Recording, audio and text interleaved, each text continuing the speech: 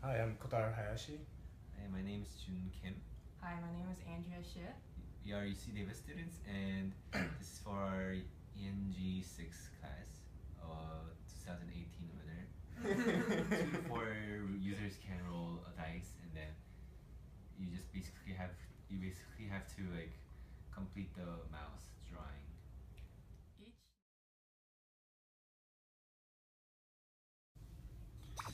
So this is our starting screen. Right here we have the title, we have the instructions, and start and quit button. So once you press start, it will take me to the select number of players screen, so I can choose between 2 to 4 players, and I can also go back. If I click here, it will go back and play the same BGM as well. So I just gonna go ahead and start clicking start, and then I'll choose 2 players. I have to now enter player names. Okay, it should take me to the main game screen. Also, at the same time, the data is sent to an Excel spreadsheet in Google Drive. And so when you run it, roll it, all of the turn shows up, and then which body parts you have show up. So since I didn't roll a 6 right now, I don't get any parts. Let's see if Andrew gets it. Nope. And as you can see, the each turns are showed up here as a table as well. Over here, Mhm. cut off a little. Now I rolled a 6, so I should get a body part. And then It also shows up on the sheet right here that the body part is rolled. Andre also gets 1 as well. So now both of us can start getting the corresponding body parts for each numbers. So I get a 1.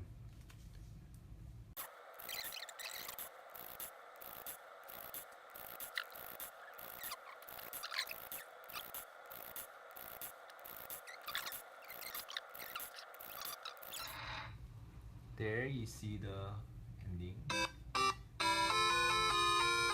if you win the game, that sound comes out. You can also see in the Google Sheets the winner has been updated to 1, so that means that's the winner. This function is basically like a one-line function to be able to roll a dice. It generates a random number between 1 and 6. And then image selection, this depends on how many body parts a player has, and it chooses the right image to be able to be displayed in the GUI. In player, this is our object-oriented programming, and this is a class player. The player has 4 different properties. It has the name, body parts, turn, and if it's the winner or not, and all of it is private, so we have to create functions to be able to get and change them. So the first function method is a constructor, and it takes in the input name, and then it just sets it. Otherwise, it has a default value of CPU. It also initializes everything else to 0. And next function is update turn. It basically just adds 1 to the turn. And then get turn is being able to get the value of turn. Set name is a function to be able to change the name of a player. Get name is to be able to get the name of a player. Body parts is how many body parts and which body parts the player has. So body parts itself is a matrix, 1x6 matrix, and then each index corresponds to a body part. So index 1 corresponds to part 1, which is a tail. And then function change body parts allows you to update the body parts that it has depending on what the player rolls. So here, if the player rolls a 6 or already has a 6, then it can update the body parts. Otherwise, it doesn't do anything.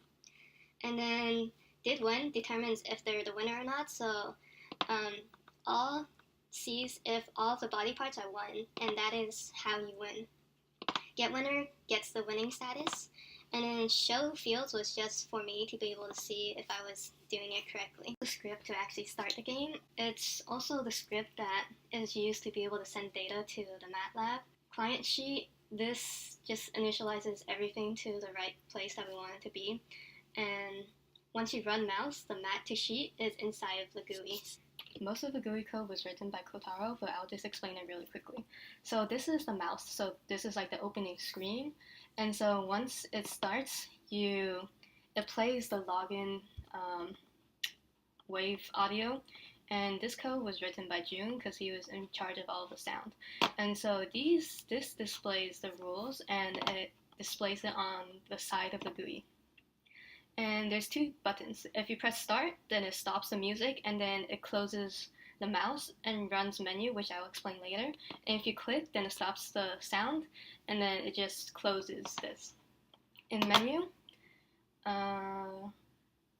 this is where you choose how many players you want. So if you choose 2 players, then it closes the menu, and then it opens up input dialog, and the input dialog is called enter player names, and then there's 2 places where you can enter names, player 1 and player 2. And then it gets that input here, and then it stores the data under name 1. And then it runs game screen 2. And the same thing for player 3, except it has 3 players, and it runs game screen 3 and game screen 4.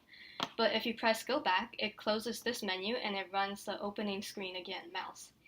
In game screen 2, before it opens, it disables the other players. So in this case, roll die 2, it disables that button so they can't start.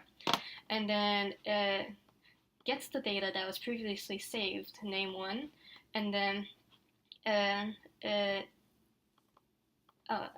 sends it to the workplace over here, and then using the constructor, it initializes a player object and sets the player to handle so that we can get it in different functions. And here it gets the name from the workspace and then displays it in the GUI. And same thing for player 2. This part initializes for the Google Sheets, and this one sets up the name and the body parts, and then these lines here sends the data to the Google Sheets. And then here it updates the handles that we'll be using in different functions later. For player 1 roll die, once you press it, it plays the rolling dice sound. And then here, initializing for MATLAB, and then this one determines what value you roll between 1 and 6. And then after it's rolled, it disables the roll button, so the player can only roll it once. Here, this is to get the object that was previously stored in handles. And so here is you get player 1 handles, and then it updates the body part depending on what value you roll, and then it updates the turn, and you get the turn, and you display the turn, and then here it resaves the data into handles. Here it updates the data in MATLAB and the Google Sheets, and this switch value is to choose which animation to run. So if you get a 1, you play dice 1. Here it actually runs the file that was chosen, and then this one, while the video is being played, you don't want it to be able to quit, so this is why it was disabled somewhere before, and this is where you turn it back on. This one, using image selection function, and the player's body parts, then you show which image to display. This one determines the win status and updates it to the sheets, and if the player wins, then this body part, this audio file is played, and then you show a winner input, and then otherwise it's time for player 2, so player 2 roll is on, and then this is to save it, and this is to update the turns and show the turn on the GUI. The same thing basically happens for roll die 2, and then if you want to quit the game, it closes the game screen and then runs the opening screen again. And the same thing happens for game screen 3 and 4, just more of these roll buttons.